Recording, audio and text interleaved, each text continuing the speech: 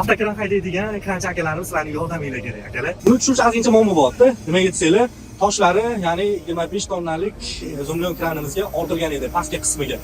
Muammo shundan iboratki, qanaqa qilib tushiramiz. Birinchi biz to'rttala oyog'ini yoyib olib, biz qo'ldan kelgancha taxtalarni topdik. Birinchi tushirishimiz yo'li qanaqa qilib tushiramiz. Birinchi yoyganimizdan so'ng mana bu toshlarni olib tashlab yon tarafga hamda kranimizni haydab tushirish. Ikkinchisi esa drellerimizni birdaniga haydab o'tib, texnikamizni keyin tushirish. Qaysi yo'l bilan tushirsak bo'ladi akalar? Qiyin bo'lyapti. Nimaga desanglar, uni qaranglar.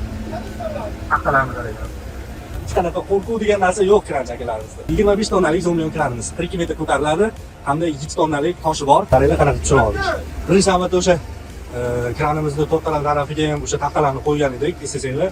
Old tarafida XMG brendiga tegishli avtokranimizni olib kelganimizda toshlarini treylerga ortib olib kelgandik. O'sha toshlarni birinchi tushirib, tayanch vazifasi sifatida oyoqlariga qo'yib oldik. Avtokranimizni ko'tardikda va treylerni oldinga haydadik va oldi balondan o't olgandan keyin endigi navbat oyoqlarini yig'yapmizda hamda avtokranimizni tushiryapmiz. 1 soat 15 minutda tushirib oldik.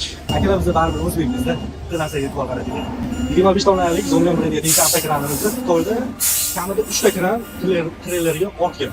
Biz esa haydab tushiramiz akalar. Endigi navbat 100 tonnalik XMG avtokranimiz 680ligini tushiramiz akalar. Ularga tushirish. Ko'rgamsizlar shunaqa narsa. To'rttala oyog'ini ham yo'ygan holatda O'zbekistondagi avtokran haydaydigan akalarimiz hech narsadan qo'rqmaydi, ishoninglar. Buni qarang. To'rttala oyog'ida ham ko'tarib turadigan narsalar bor. Boshni havoda olib turibdi. 100 tonnalik avtokranimizni tushirishda endi bir rejasi o'tadi. Qaranglar, pastga taxtalarni qo'ydik, bo'shamadi. Endi bu rejamiz, ya'ni 25 tonnalik kranimizni ishlatgan holatda mana bu chap tarafdagi bitta oyog'ini haliga ko'taramiz. Ko'targan holatda mana bu taxtalarni olib tashlaymiz. Nari tarafdagini olib tashladik. Endi bunga tushib yetmadi.